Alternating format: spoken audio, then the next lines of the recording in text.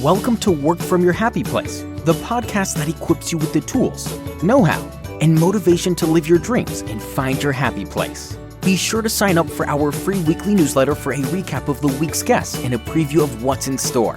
To sign up, simply text the word Happy Place with no space to 33444. Now, it's my pleasure to introduce the host of Work From Your Happy Place, Belinda Ellsworth. Hello, everyone, and welcome to Work From Your Happy Place. I'm your host, Belinda, and this is the artist edition of our show. I am very excited to introduce you to our guest today, Jackiem Joyner. And few artists have accomplished as much in the past 20 years as Jackiem.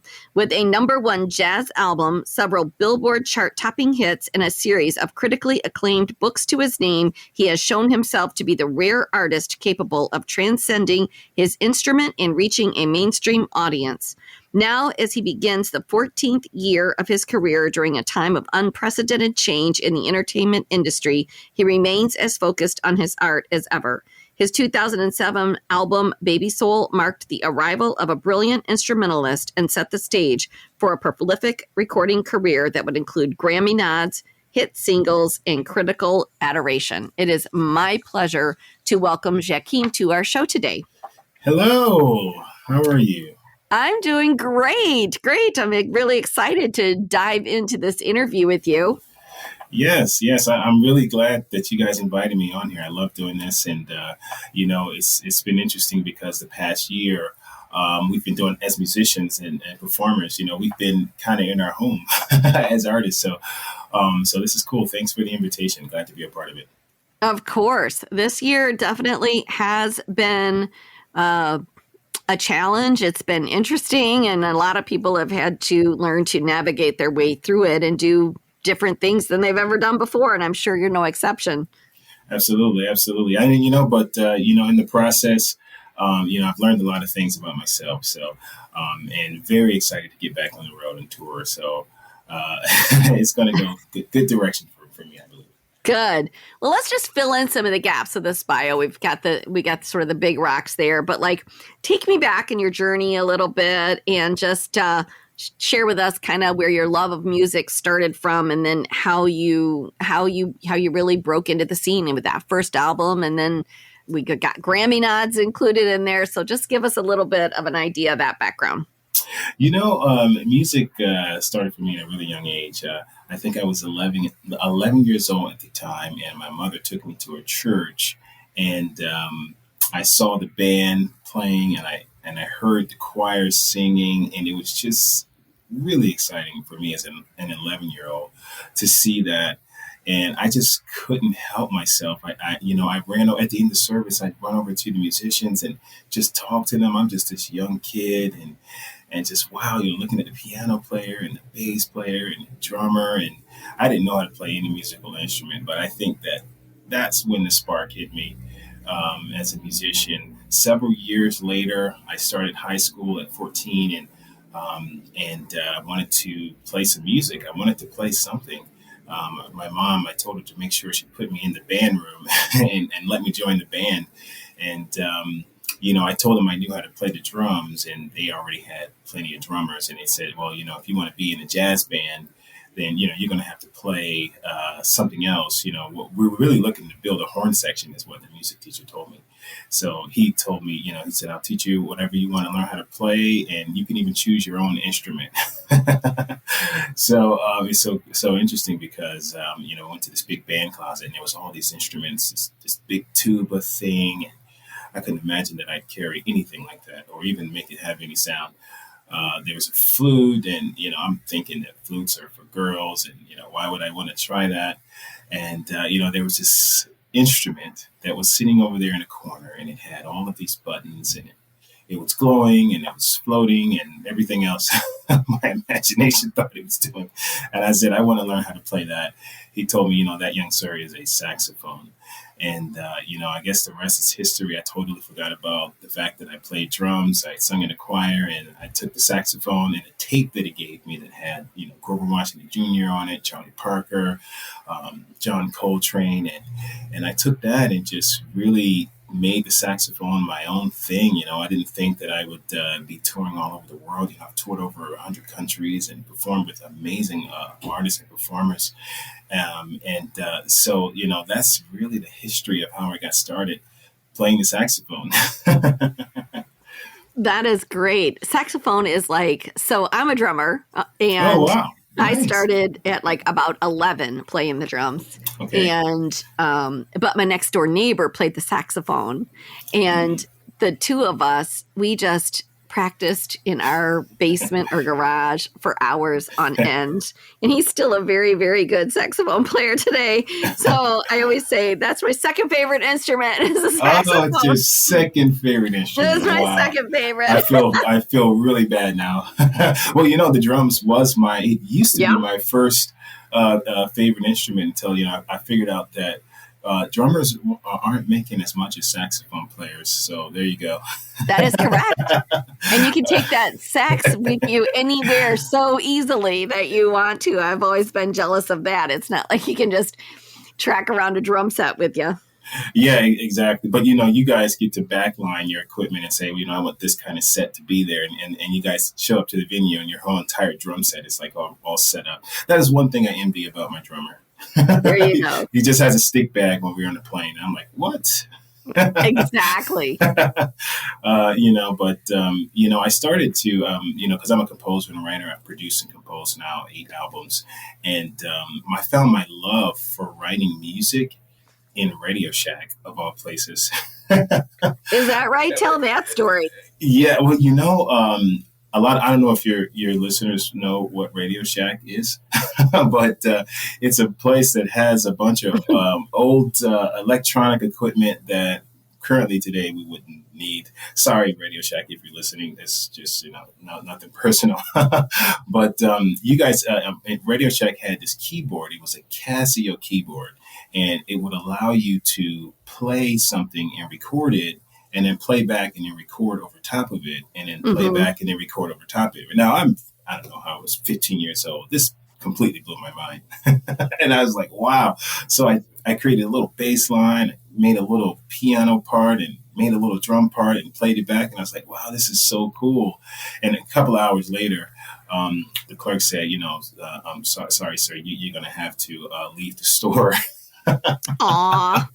And and I had a song, it could have been a hit song. They just powered off the daggone thing, and here we go. I just left the Radio Shack, and I was like, man, that was an experience, and that set me on the road to writing my own songs. And my first hit song was "I'm Waiting for You." It was number 1 for 12 consecutive weeks on the Billboard, and honestly, I think I used the same ideas that I was using at that Radio Shack, just putting my song together and writing, because I found first the love for playing the saxophone, and then the love for writing and composing my own music.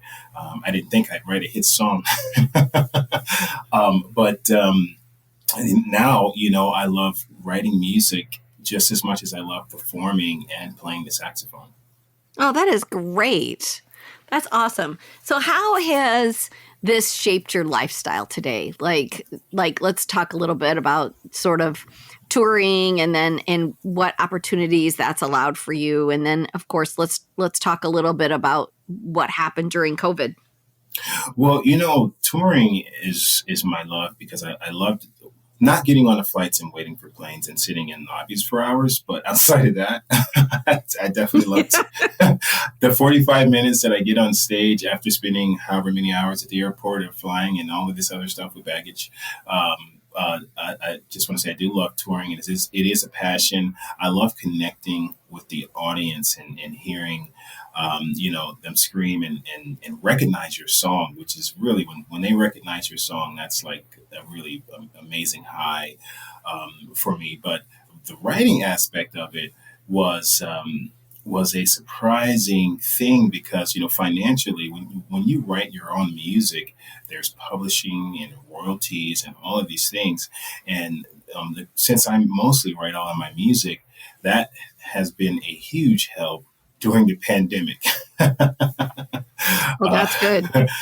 So because, we're going an entire year without doing any shows because of the pandemic. So that was in itself life-changing.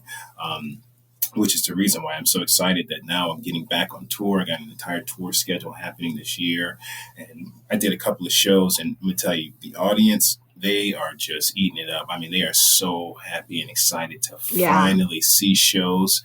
And it's just like this whole new appreciation for music that I'm feeling, that I'm sensing with the audience, from my last performances. So although it was a bad thing, it was a good thing in a sense that people are, appreciating the music after coming out of the pandemic. So I'm excited to get back on the road and tour.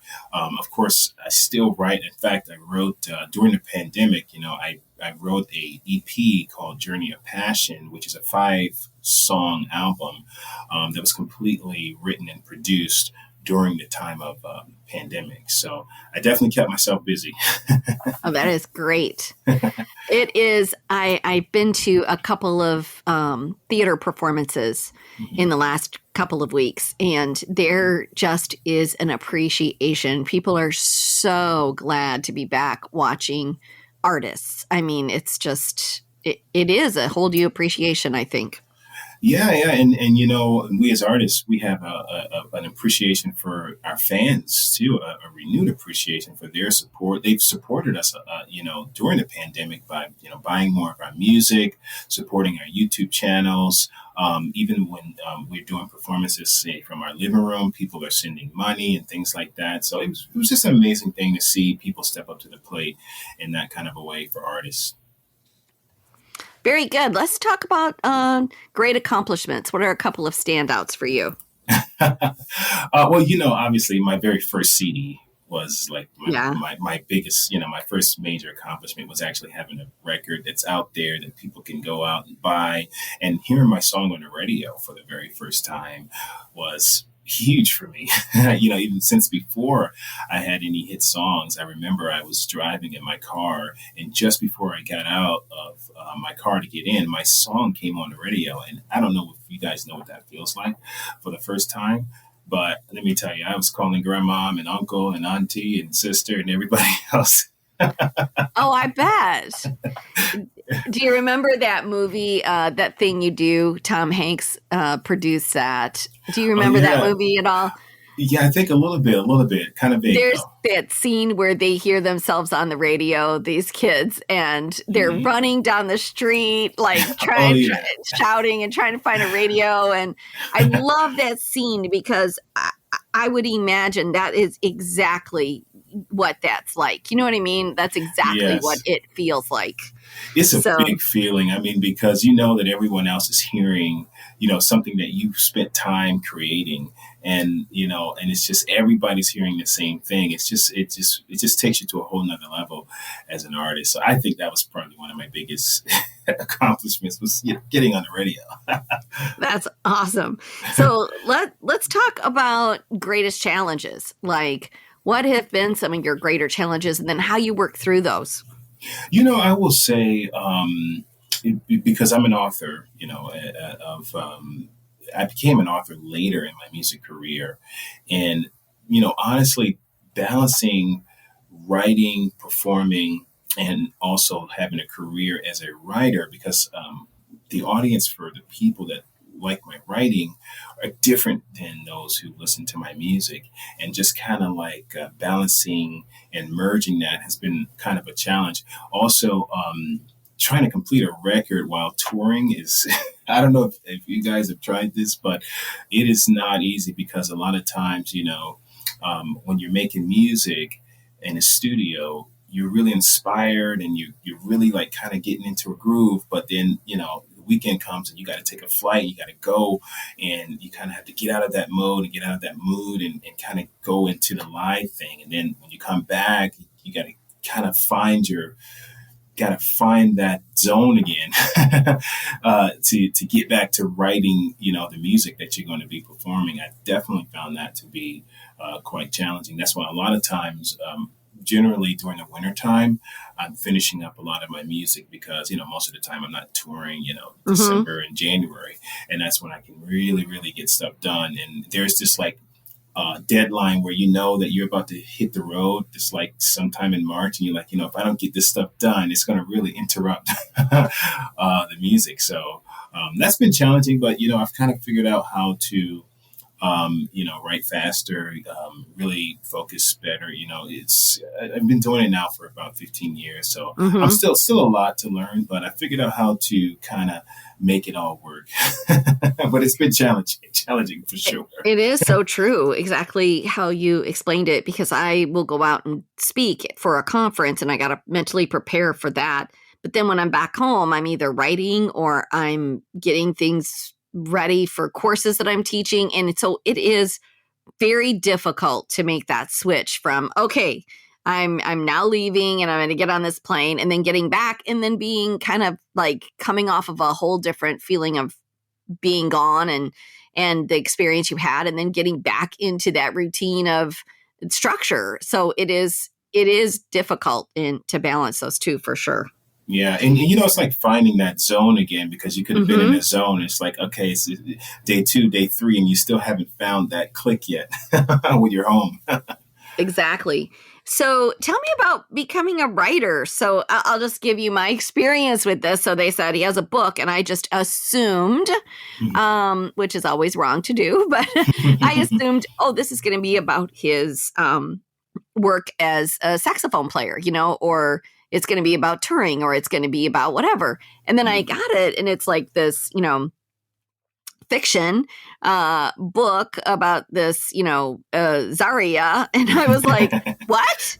Like, I looked at it and I said, I think that the wrong book was sent. Like, this guy's a jazz musician. And then I looked at it. No, it was you. So that was my experience with that. I was like, what the heck? I think something's wrong here. So tell me, how in the world did that come to be? Wow, that's funny. What you said was you had to read my name on there, and it is my name that's on the book there. It is. But I've always been a huge fan of science fiction. Star Wars, Avatar. Any movie that's just taken my imagination into the future. I love futuristic science fiction movies with a lot of action and edge of your seat kind of stuff. And really, that's kind of what Zaria is about. The crazy thing is touring overseas and you're waiting at airports, or you're waiting for sound check. I see myself being this critic of these movies. Like, I watch a movie and I'm like, why did they do this? Or what a horrible ending. What a stupid beginning. And I'm saying this, and I say, you know what? Let's just make my own story. And, I'm sitting, I think the first words to Zaria were written at the airport. Wow. Yeah, the first thing, and crazily enough was, I just kept up with it. When I'm not doing anything, when I'm flying and it's just nothing happening, I'll just go back and start writing, and just really in the beginning, you're just writing a bunch of garbage, what I like to call it. Just let your imagination just flow, just write whatever comes to your mind. Because it's my first stab at writing, a novel. So I didn't know how to write a novel. So, but, I did a lot of research, and, I'm a big fan of, Mary Lou and James Patterson and Dave Baldacci. And I'm a big fan of reading these stories and stuff like that, and figured out how to, really blueprint my book. And come to find out, it's kind of like putting together an album. Because, it's like you first throwing this rough draft down, and then you're coming back and you're trying to make it make sense, like making an album make sense and making a story make sense with Zaria. Except for me, I wanted to make sure that Zaria was futuristic, and I wanted to feature a young teenage girl who's going to save the world, against a doom of an empire that's hell bent on destruction. There you go. Right. Okay. Right. So there's flying drones and skyscrapers and, talking robots and, people with long tails and people that look like scorpions, and, just creating characters that are interesting, for your imagination. And, so in Zaria, she's a female, so they treat her differently, and they don't think that she can do this or do that. And the next thing she's the smartest person. So, she's actually looking for her father who went missing, who was actually developing a program to save the problem on the planet. That was they were losing oxygen and things like that. So I wanted to create a story that would be interesting, futuristic, emotional, adventurous, and that people would love. And when I put the book out, it was amazing the feedback that I got, because even people that have been writing for 20, 30 years really enjoyed the book, enjoyed the story. They loved the way that it was put together. And many of my fans bought the music. I'm sorry, music brought the book. I'm used to saying that. So, it was just an inspiring thing. And now, I'm working on a second book, and I kept writing and went on to write another novel. So now I have a love for writing just as much as I have, for music. Oh, that is great. Yeah. That's fun. And it's very unusual. So I just think that that's pretty awesome. Tell us about a favorite performance, one of your most memorable or favorite performances. I always love to hear this from artists. Wow. So one of my biggest, my favorite performance was, I was young, I was about 27 at the time, and I was performing on what they call the Smooth Jazz Cruise. And I was, just getting on the scene. People didn't really know who I was. And I went to take the main stage with someone that I look up to named Najee. And also it was Peter White and Rick Braun. These people have their big names in the industry, and I'm a young guy. They're inviting me to the stage, and I'm like, okay, sure. I got my horn, and I wasn't expecting it, because I was just kind of hanging backstage or whatever. And then they said, this young kid, Jackiem Joyner has really been making a name for himself in Los Angeles. You really need to hear him play. So I went out there. It was in this big, gigantic audience, from my perspective. And I'm performing, and people are loving it. So after the performance, on cruises, they have like A group and B group when it comes to dining, because, if it's 3,000 people on there, not everyone can fit in a dining hall. So I went into the dining hall after the performance, and all of a sudden, everyone just starts standing up and clapping. And, oh my gosh. So, yes. And it was just, so I'm a brown guy, so I turned red, but you probably couldn't see it. And it was just, I was just really like, I didn't know what to do with that moment. I was just trying to get to my seat. And it was just a huge moment for me. I mean, I thought it did an okay performance, but I guess they thought differently.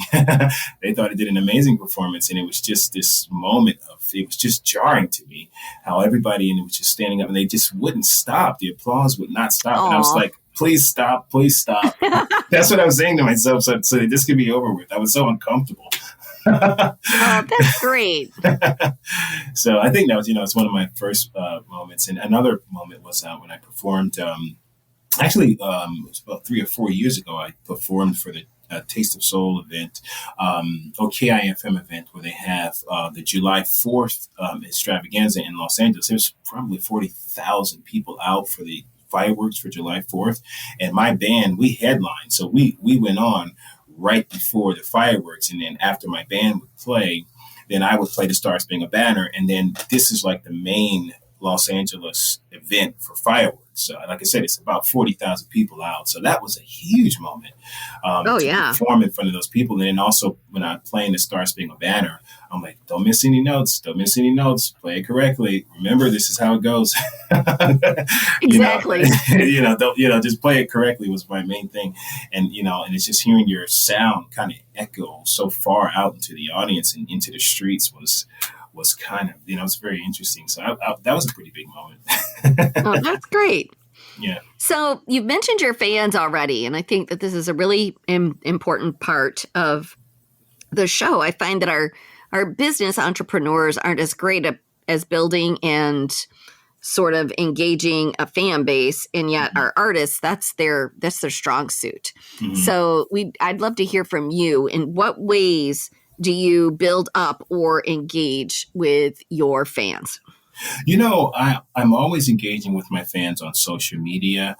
Generally, when my fans reach out to me or they send a message, I always give them an opportunity to join a fan club where they can actually see behind the scenes stuff, behind the stuff for concerts and recording. And they'll also get a newsletter where they can stay up to date with my tour schedule. And also, like, to my most dedicated fans, they get personal messages from me. You know, I send them birthdays on their birthdays and every year. So, and they tend to fall in love with my music after doing that. So that's a great thing. And then when they're commenting on my posts and different things like that, I'm always responding back. And I like for my fans to feel like that they can reach me and that I'm just a human being in the end, and I'm a normal person. And, so I love communicating with them and hearing what they have to say. Even sometimes I'll put out music, just snippets of music that's going to be released in the future. And then I'm like, hey, you guys, let me know what you think about this song I'm working on. And they give a lot of feedback. Sometimes I'll even play something a cappella and just say, hey, I'm working on this melody. Would love to hear what you guys think about it. And they can kind of feel a part of the process of, creating music. Yep. That's great. That's awesome. Yeah. So how do you navigate, this is the difficult thing for the artist then, but how do you navigate between the business side of things and the artistic side of your business? I took a huge step because I was signed to Mac Avenue Records, which is a pretty big record label, and I was signed to them probably 13 years of my career. And then I actually started my own record company, Joyner Media Company, in 2019. So I absolutely had to put on the hat of entrepreneurship and cross the intersection of business and art. Right. Because as an artist, we take our music personally. We're very connected to our songs. We're connected to how much time we spend on writing songs and writing music. But on the business side of things, the question always is, how much money can we make from it? Is it marketable? Is it what people are listening to now? How are we going to turn this into the bottom line? Right. So having that head and kind of looking at yourself from a marketing perspective, from a viability perspective. It's kind of interesting when you're stepping outside of yourself and looking at yourself, because that's how the label looks at you, how much, how you make any money from this album. So now I have to answer those questions as an entrepreneur. It's not for everyone. I really do not believe it's for everyone. I think that it has to be something that you're passionate about. You don't mind going out and trying new things. You have to also not mind taking risks that could really just fall flat. You have to be prepared for that. I don't think everyone's built for that, but if you are, I think it can be really rewarding. Actually, when I put out my single Road to Soul, which I went to radio just before the pandemic, and this was the first single that was put out under my label without the help of a record label, and I financed it. I had to put the money up front for the radio promotion, but the payback was amazing. I was like, I didn't realize that this is how much I was getting paid for songs on the radio. Wow, that's awesome. So it's like, wow. So you can see the real meat and potatoes when you take that step and you have your own label. Wow, that's great. So this is our sort of signature question of the show, but what's working from your happy place mean to you? I think, working from your happy place, really, to me, it means doing something that you're really passionate about doing, that you're not counting the clock, you're not counting the time. It's just a place where you're just lost in yourself and in your passion. I think it's the best work that you could ever do is doing something that you love and that you don't mind doing 12, 13 hours a day. You're not even counting the hours because you're lost in your passion. I think that's your happy place. Very good. It's funny because I think that's a common real answer for a lot of people. It's loving what you do, but I love this whole time doesn't exist. Mm-hmm. And I find my artists say that more than our business people. Yes. I really do. It's so funny. So what advice would you give to somebody young starting out in the arts? Well, I would say definitely be true to your passion. I mean, try not to be influenced too much by what people are telling you that you should do or what they believe is good for you to do. Find that thing that you love, when you're doing it, it just gives you so much joy and happiness to do it.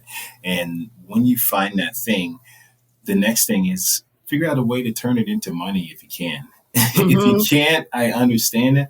But if you can figure out how to turn your passion into profit, you are one of the few. I love that. And that is so true. I even really try to, when people have a hobby, I'm like, well, how could you make some money doing this hobby? And they don't ever think about it that way. Do you know what I mean? And there's Yeah. usually opportunity. So I think it's always interesting. It's plenty of Um, opportunities to, it's just you got to think outside the box yep. and you'd be surprised what people are willing to pay for when it comes to what you do that you're good at, that you love. That is right. So, in closing, share with us some new and exciting things that you're working on, and then tell our listeners where they can find you. Great. I love this part. So I'm getting ready to head on tour. My first stop is going to be in Youngstown, Ohio. I got a really big tour happening in the fall where I'm going to be going to Virginia, Colorado, Irvine, Texas, Dallas, Texas, Mazatlan, Mexico, Newport Beach. We're going to be all over the country touring, which I am so ecstatic about because I have been stuck in this house for a year. Um, also, I'm releasing a new single to radio in the end of August, so I can't wait for everyone to hear that. And also, I'm finishing up the second part of the book from Zaria, and that will be hopefully coming out late fall. So I'm excited for you guys to read that, and you can keep up with me at my website, which is JackemJoyner.com. It's JackemJoyner.com, and you can also follow me on social media, Instagram at Jackiem Joyner, or Twitter at Jackiem Joyner, or Facebook at Jackiem Joyner. So I'm really looking forward to hearing from you guys. All right. Well, it has been a total pleasure having you as Thank you. part of our show today. Thank you so much. Thank you. Yes. This has And been a to all pleasure. of, yeah, it has been a lot of fun. And to all of our listeners out there, thanks so much for tuning in today. We love if you leave us a rate and review our show. That just helps both of us. And the best form of compliment that you can give us is to share this with a friend. Please don't forget to subscribe or follow so that you don't miss a single one of our episodes. And as we close out the show, I hope you'll enjoy this music from Jackiem. Thank you.